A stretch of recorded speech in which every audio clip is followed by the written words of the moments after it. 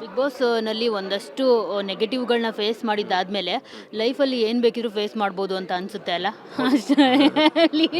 So ಇನ್ನು ಈಗ big boss season 12 ಬಗ್ಗೆ ಹೇಳೋದಾದ್ರೆ, ಸೊ ನೋಡ್ತಿದ್ದೀರಾ? ಯಾರೆಲ್ಲ ಇಷ್ಟ ಆಗ್ತಿದ್ದಾರೆ? ಏನು ಹೇಳ್ತೀರಿ? ಹೇಗೆ ಬರ್ತಿದೆ ಅಂತ? ಮ್ಯಾಮ್ ಅಂದರೆ ಈ ಸತಿ ನಂಗೆ ಪರಿಚಯ ಇರೋರೇ ತುಂಬ ಜನ ಇದ್ದಾರೆ. ಅಂದರೆ ಅಭಿಷೇಕ್ ನನ್ನ ತೀರಾ ಕ್ಲೋಸ್ ಫ್ರೆಂಡು, ನನಗೊಂದು 4-5 ವರ್ಷದಿಂದ ಗೊತ್ತು. ಆ್ಯಂಡ್ ಈಗ ರಜತ್ ಹೋಗಿದ್ದಾರೆ, ಚೈತ್ರ ಹೋಗಿದ್ದಾರೆ, ನಾವೆಲ್ಲ ಒಂದು ರಿಯಾಲಿಟಿ ಶೋ ಮಾಡಿದ್ವಿ. ಸೊ ಅವರೆಲ್ಲ ತುಂಬ ಚೆನ್ನಾಗಿ ಪರಿಚಯ ನನಗೆ. ಆ್ಯಂಡ್ ರಾಶಿಕಾ ಇರ್ಬೋದು, ಧನುಷ್ ಇರ್ಬೋದು, ಸ್ಪಂದನ ಇರ್ಬೋದು, ಇವರೆಲ್ಲ ಅಂದರೆ ನನಗೆ ಗೊತ್ತಿರೋರೇ ಒಂದು 6-7 ಜನ ಇದ್ದಾರೆ. ಈವನ್ ಡಾಕ್ ಸತೀಶ್ ಅವರು ನಂಗೆ ಮುಂಚೆ ಪರಿಚಯ ಇದ್ದರು.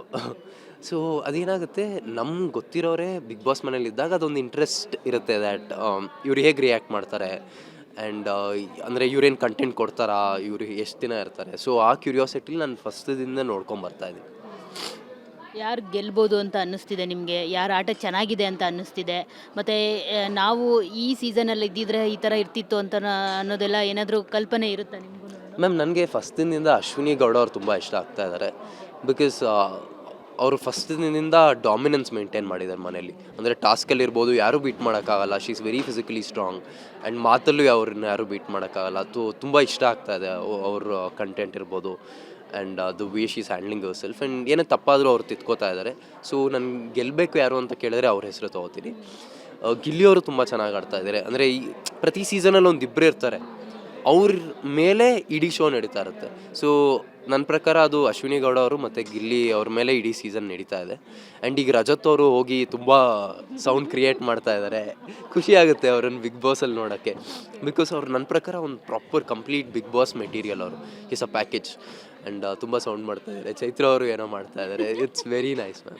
ಬಿಗ್ ಬಾಸ್‌ನಲ್ಲಿ ಒಂದಷ್ಟು ನೆಗೆಟಿವ್‌ಗಳನ್ನ ಫೇಸ್ ಮಾಡಿದ್ದಾದ್ಮೇಲೆ ಲೈಫಲ್ಲಿ ಏನು ಬೇಕಿದ್ರೂ ಫೇಸ್ ಮಾಡ್ಬೋದು ಅಂತ ಅನಿಸುತ್ತೆ ಅಲ್ಲ? ಸೊ ಇನ್ನು ಈಗ ಬಿಗ್ ಬಾಸ್ ಸೀಸನ್ 12 ಬಗ್ಗೆ ಹೇಳೋದಾದ್ರೆ, ಸೊ ನೋಡ್ತಿದ್ದೀರಾ? ಯಾರೆಲ್ಲ ಇಷ್ಟ ಆಗ್ತಿದ್ದಾರೆ? ಏನು ಹೇಳ್ತೀರಿ? ಹೇಗೆ ಬರ್ತಿದೆ ಅಂತ?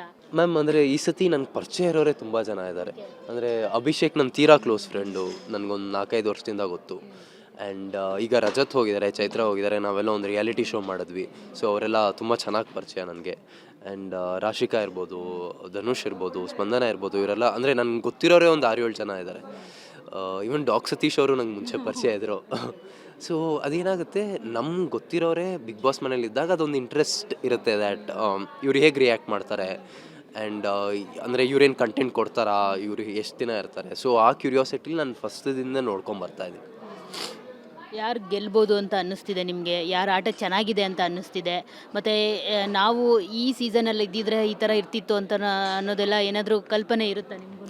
ಮ್ಯಾಮ್ ನನಗೆ ಫಸ್ಟಿನಿಂದ ಅಶ್ವಿನಿ ಗೌಡ ಅವ್ರು ತುಂಬ ಇಷ್ಟ ಆಗ್ತಾ ಇದ್ದಾರೆ. ಬಿಕಾಸ್ ಅವರು ಫಸ್ಟಿನಿಂದ ಡಾಮಿನೆನ್ಸ್ ಮೇಂಟೈನ್ ಮಾಡಿದ್ದಾರೆ ಮನೇಲಿ. ಅಂದರೆ ಟಾಸ್ಕಲ್ಲಿ ಇರ್ಬೋದು, ಯಾರೂ ಬೀಟ್ ಮಾಡೋಕ್ಕಾಗಲ್ಲ. She is very physically strong. And ಮಾತಲ್ಲೂ ಅವ್ರನ್ನ ಯಾರೂ ಬೀಟ್ ಮಾಡೋಕ್ಕಾಗಲ್ಲ. ತುಂಬ ಇಷ್ಟ ಆಗ್ತಾ ಇದೆ ಅವ್ರ ಕಂಟೆಂಟ್ ಇರ್ಬೋದು.